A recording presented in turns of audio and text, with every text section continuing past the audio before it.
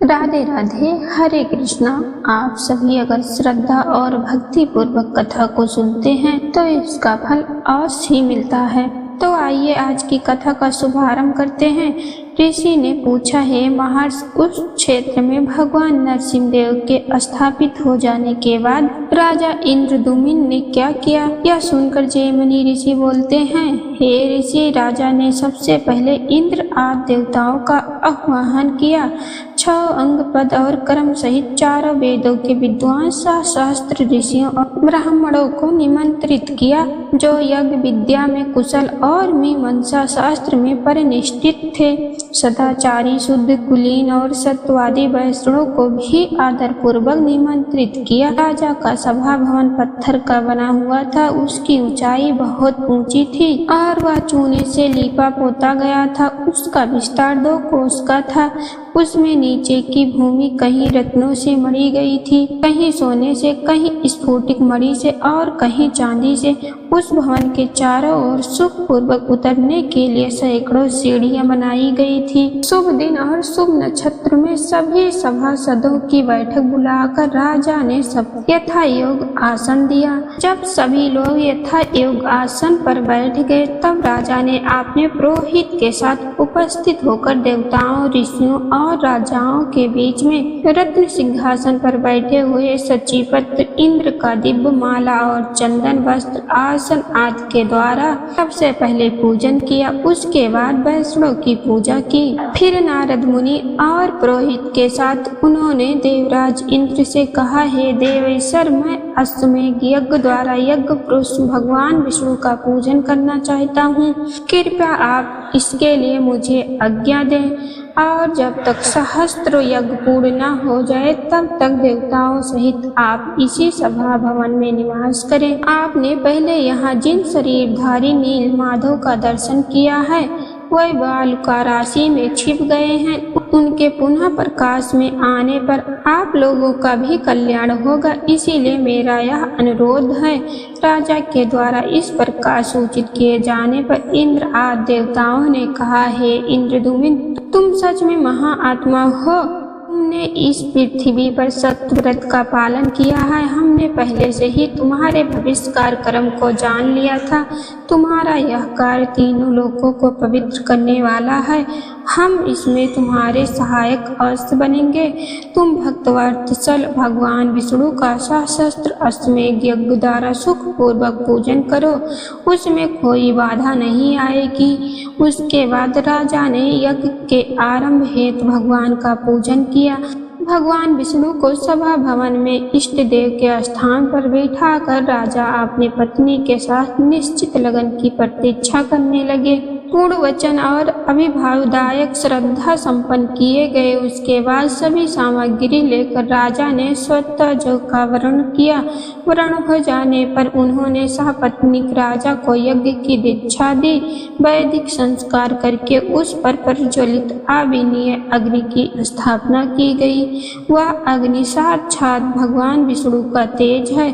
फिर प्रवोक्षण और अभिमंत्रण करके उत्तम लक्षणों वाले अश्व को छोड़ा गया। यज्ञ की दीक्षा लिए हुए राजा मौन होकर मृग चर्म पर बैठ गए। जब तक महाराज का यज्ञ कार्य चलता रहा, तब तक सभी मनुष्यों के लिए वहाँ 6 प्रकार के अन्न पान आदि चतुर्रसोइयों द्वारा तैयार किए जाते थे। उस यज्ञ में प्रतिदिन लोगों के सम्मान और आदर में वृद्धि होती थी। साथ ही नित्य नए भोज पदार्थ एक से बढ़कर एक प्रस्तुत किए जाते थे।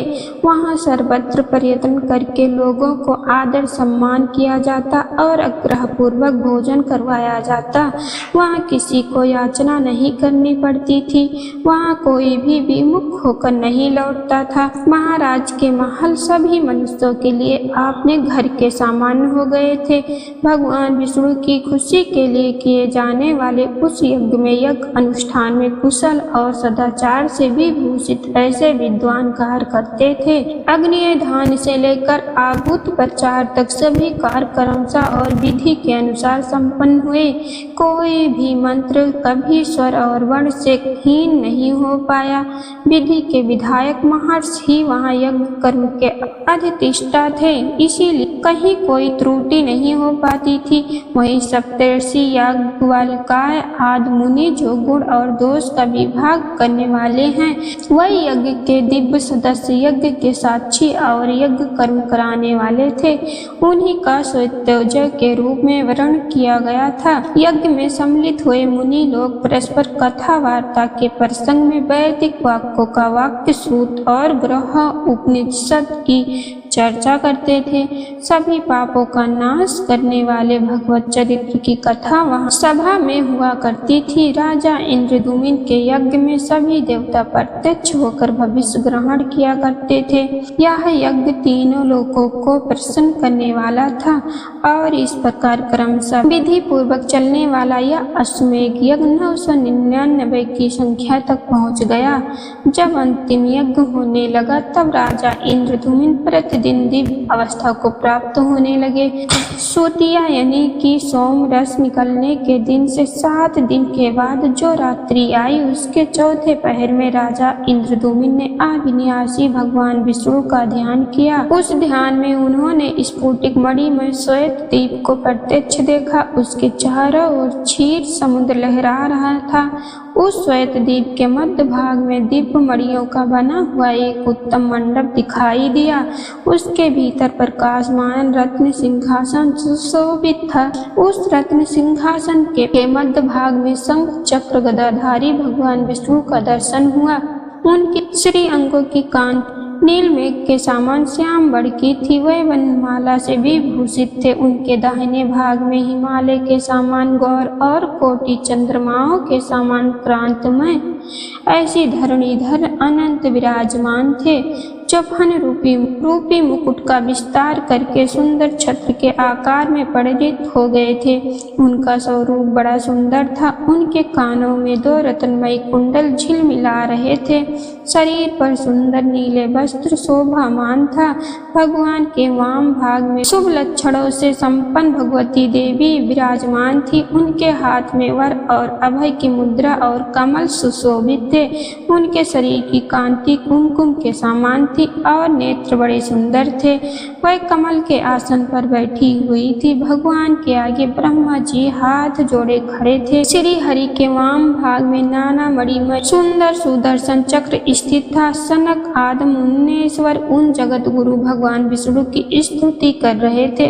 ध्यान में भगवान का इस प्रकार ध्यान प्राप्त करके राजा इंद्रद्युम्न अत्यंत हर्षित हुए। वह गदगद वाणी से भगवान की स्तुति करने लगे। राजा इंद्रद्युम्न ने कहा, हे जगदीश्वर, आपको नमस्कार है। हे कल्वय स्वरूप त्रिगुणातीत गुंजन जन, आपको नमस्कार है। आप विशुद्ध निर्मल ज्ञान स्वरूप हैं, आपको नमस्कार है। शब्द ब्रह्मा नाम से प्रसिद्ध, आपको नमस्कार है। हे जगत स्वरूप, संसार सागर से घिरे हुए दीन दुखी मनुष्यों दुख का नाश करने वाले, आपको हृदय से नमस्कार है।